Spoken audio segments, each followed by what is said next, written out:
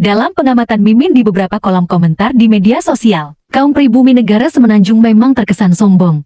Kesombongan mereka itu diperkuat lagi dengan faktor ekonomi mereka yang lebih baik dari Indonesia. Namun sebenarnya itulah hiburan kaum pribumi di negara Semenanjung. Mereka cenderung mencari-cari hiburan dan menonton channel-channel yang memberitakan hal-hal buruk tentang Indonesia. Banyak channel YouTube orang Indonesia yang menjual bangsanya sendiri cuma demi uang receh dari media sosial. Orang-orang itu tentu yang sudah tinggal lama di Semenanjung, mereka sudah terpengaruh budaya sombong dan rasial dari negara tetangga.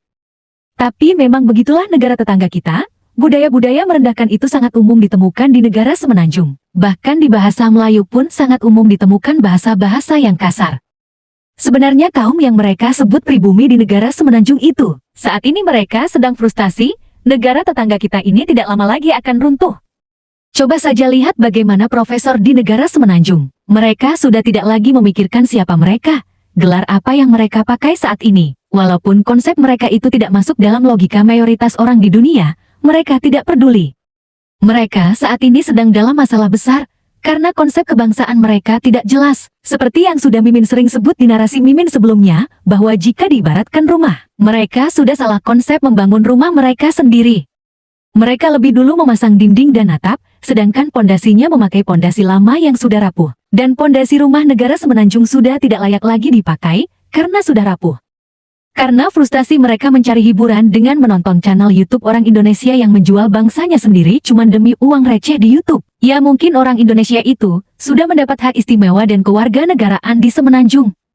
Tapi kita biarkan saja orang Indonesia itu yang menjual keburukan bangsanya. Toh juga orang Indonesia yang lari ke negara Semenanjung itu orang pengecut dan pecundang. Mereka itu produk gagal bangsa Indonesia. Dan memang dalam sejarahnya, jika kita cocok logikan, memang sejak zaman Sriwijaya sudah ada orang pecundang seperti itu yang kabur ke Semenanjung. Contohnya Parameswara. Beliau kan pelarian dari Sriwijaya dan mendirikan Kesultanan Malaka.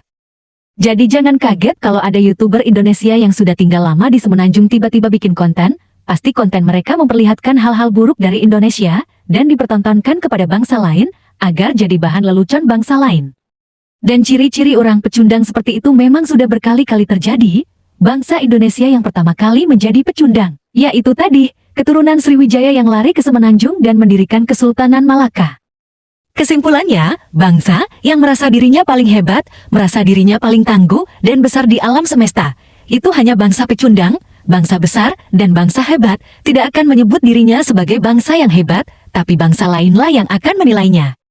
Kalau Semenanjung dalam konstitusi negara mereka, dalam konsep ilusi mereka, jelas mereka membesarkan diri dengan mendiskriminasi etnis lain dan bangsa lain, agar terlihat tangguh dan hebat. Padahal mah, bangsa lain hanya melihat mereka sebagai semut, yang berkeinginan menjadi gajah, dan itu hanya hayalan. Karena tidak ada di dunia ini seekor semut berevolusi menjadi gajah.